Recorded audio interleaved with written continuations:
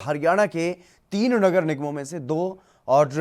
तीनों नगर पालिका के जो चुनाव में भाजपा जजपा गठबंधन सरकार को बड़ी हार का मुंह जो है वो देखना पड़ा है। 7 निकाय चुनावों में से गठबंधन को सिर्फ 2 सीटों पर ही जीत मिली है और 5 में करारी हार मिली है। आमतौर पर यह माना जाता है कि स्थानीय निकाय चुनाव सरकार के पक्ष में होते हैं और वैसे भी बीजेपी को शहरों की ही पार्टी माना जाता है। ऊपर से भाजपा के पास सत्ता और जेजेपी का साथ भी था, इसलिए उम्मीद थी कि कम से कम बीजेपी को शहरों में कोई चुनौती नहीं मिल सकती। लेकिन बीजेपी की ये उम्मीद गलत साबित हुई और राजनीतिक गलियारों में अब ये चर्चा गर्म है कि हरियाणा में कांग्रेस का मतलब भूपेंद्र सिंह हुड्डा हो चुका है। बड़ौदा उपचुनाव की जीत के बाद निकाय चुनाव में बेहतर प्रदर्शन के इन दोनों प्रदर्शनों को उदाहरण के तौर पर देखा जा सकता है। अगर निकाय चुनाव के नतीजों का विश्लेषण हुड्डा बनाम बीजेपी की लड़ाई की जाए तो हुड्डा को 4 सीटों पर जीत मिली है और जबकि 7 में से जो 4 जगह थी वहां पर हुड्डा समर्थित उम्मीदवार जो हैं वही चुनाव लड़ रहे थे और चारों जगहों पर उनकी जीत हुई है। सोनीपत की जीत के साथ तो प्रदेश के राजनीतिक गलियारों में हुड्डा इसलिए भी चर्चा में आ गए हैं कि उन्होंने वहां भी अपने उम्मीदवार को जिताने का काम किया है और जहां पर कांग्रेस सिंबल पर चुनाव नहीं लड़ रही थी तो वहीं सांपला में आजाद उम्मीदवार के तौर पर चुनाव मैदान में हुड्डा समर्थित उम्मीदवार रफूजा को जीत मिली है, जिन्होंने भाजपा उम्मीदवार को 3 गुना से भी ज्यादा मतों से हरा करके जीत हासिल की है। इसी प्रकार से धारूहेड़ा की बात की जाए या फिर उकलाना नगर पालिका के प्रधान पद की बात की जाए तो वहां पर भी चुनाव में हुड्डा समर्थित आजाद प्रत्याशियों को ही जीत मिली है और गठबंधन सरकार के उम्मीदवारों को उनकी हार हुई है। कांग्रेस के लिए ये चिंता का विषय भी है कि रेवाड़ी नगर परिषद चेयरमैन पद का चुनाव भी पार्टी हार गई है। यहां पर कांग्रेस के पूर्व मंत्री कैप्टन अजय यादव की समर्थित उम्मीदवार को पार्टी ने टिकट दिया था, लेकिन यहां पर कांग्रेस उम्मीदवार न केवल हारे हैं बल्कि तीसरे नंबर पर पहुंचे।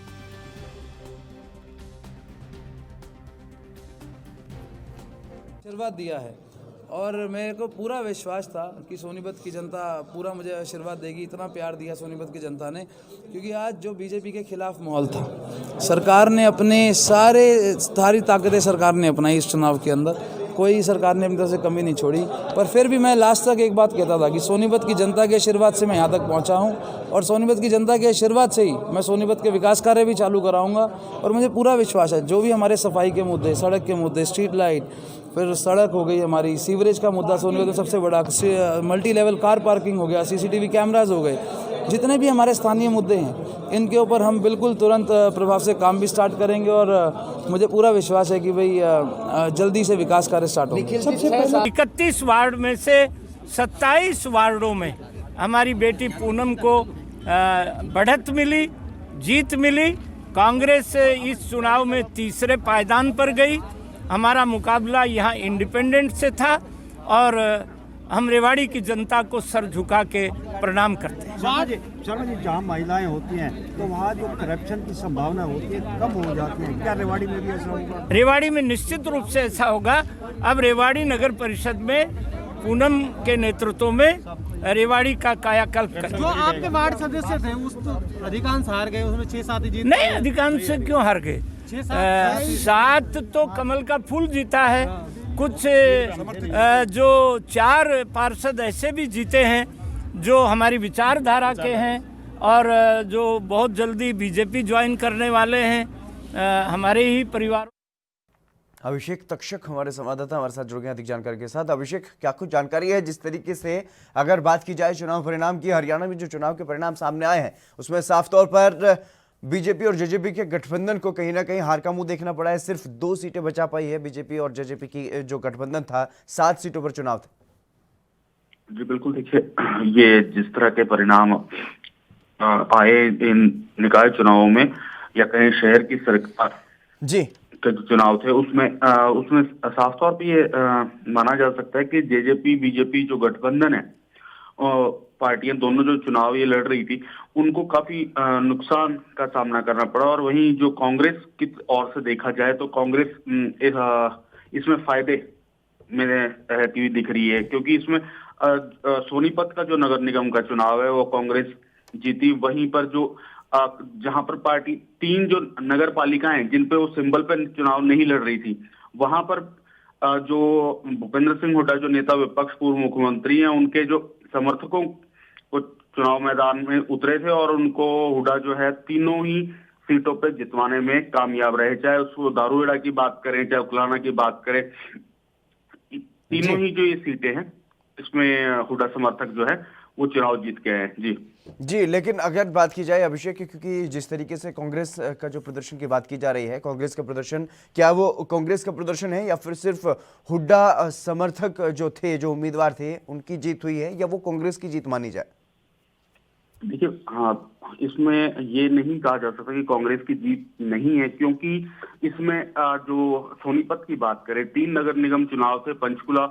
अंबाला और सोनीपत। सोनीपत जो है वो पार्टी सिंबल पर चुनाव लड़ रही थी, पार्टी मेयर का जो पद पे था, लेकिन वहां पर काफी अच्छे मार्जिन से कांग्रेस पार्टी का उम्मीदवार जीता। लेकिन ये इससे भी साफ इनकार नहीं किया जा सकता कि इसमें भूपेंद्र सिंह हुड्डा का रोल नहीं है, क्योंकि जो सोनीपत जो है वो प्रभाव रहता है, भूपेंद्र सिंह हुड्डा का गढ़ माना जाता है। रोहतक सोनीपत ये जो है इलाका, इसमें जो जीत का जो श्रेय जो जाता है वो भूपेंद्र सिंह हुड्डा को जाता है, क्योंकि बड़ौदा का अभी उपचुनाव हुआ, उसमें भी जो है जो उपचुनाव जो कांग्रेस जीती,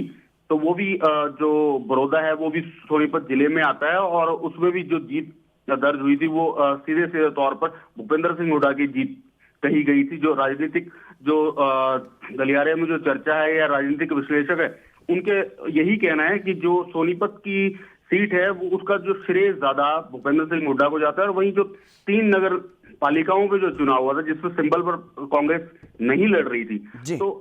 उसका भी जो श्रेय है जो उम्मीदवार जो जीते, क्योंकि वो कहा जा रहा है कि वो हुड्डा समर्थक थे और तीनों को जो जितवाने का जो श्रेय है वो भूपेंद्र सिंह हुड्डा को गया है, और वो तीनों ही चुनाव जीतकर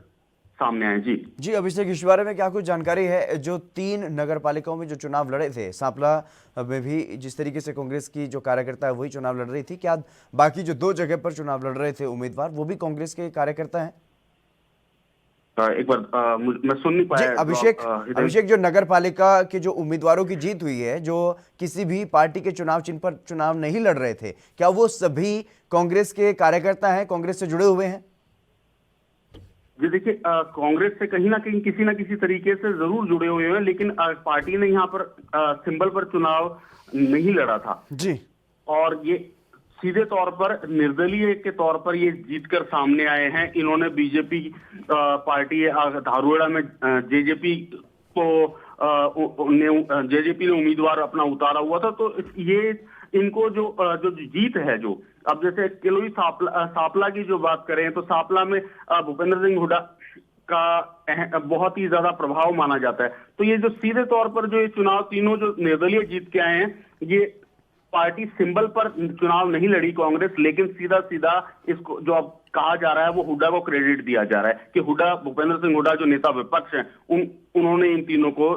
जीत दिलवाई है। जी बिल्कुल अभिषेक, क्योंकि लगातार जिस तरीके से किसान आंदोलन जारी है और ऐसे में बीजेपी को बड़ा नुकसान यहाँ पर उठाना पड़ा है, तो बीजेपी की तरफ से फिलहाल क्या कुछ प्रतिक्रिया सामने आ रही है, क्या कुछ मंथन किया जा रहा है इस हार को लेकर? जी बिल्कुल, देखिए आज दोपहर 3 बजे जो प्रदेश के मुख्यमंत्री हैं मनोहर लाल, वो आज पत्रकार वार्ता करेंगे, कुछ नई जानकारियां भी देंगे, साथ ही इसके विषय में भी वो खुलकर चर्चा करेंगे कि कहां पर बीजेपी जेजेपी जो गठबंधन दोनों पार्टियां चुनाव लड़ रही थी और वो कहां पर कमी रही कि जहां पर सिर्फ उनको अपना पंचकुला तक ही उनको सीमित रहना पड़ा, और वो भी छोटे से मार्जिन के साथ 2000 कुछ वोटों से उन्होंने जीत दर्ज करी है। तो ये एक चिंता का विषय जरूर है कि इस कारण कि किसान आंदोलन, कोविड या ये जो क्रिसमस की छुट्टियां थी, ये एक बड़ा कारण रहा कि ये कोई अन्य पार्टी के अंदरूनी कारण रहा, इसका लिए चिंतन मंथन करने की जरूरत है। जी बिल्कुल अभिषेक, तमाम जानकारी देने के लिए बहुत शुक्रिया आपका। तो लगातार जिस तरीके से किसानों का आंदोलन जारी है और हरियाणा के जो निकाय चुनाव का परिणाम सामने आया, उसने यह साफ संदेश दे दिया है सरकार को कि कहीं ना कहीं लोगों में बीजेपी और जेजेपी की जो सरकार हरियाणा में है उसके खिलाफ भी अब गुस्सा नजर आ रहा है। ANP न्यूज की एक विनम्र अपील, नए साल के उल्लास में दूसरों का भी रखें ख्याल। शराब पीकर वाहन ना चलाएं, पिकनिक स्पॉट्स पर तेज लाउडस्पीकर ना बजाएं। खुश रहें और दूसरों को भी खुशियां बांटें। इस अपील के साथ आप सभी को ANP न्यूज की ओर से नए साल की हार्दिक शुभकामनाएं।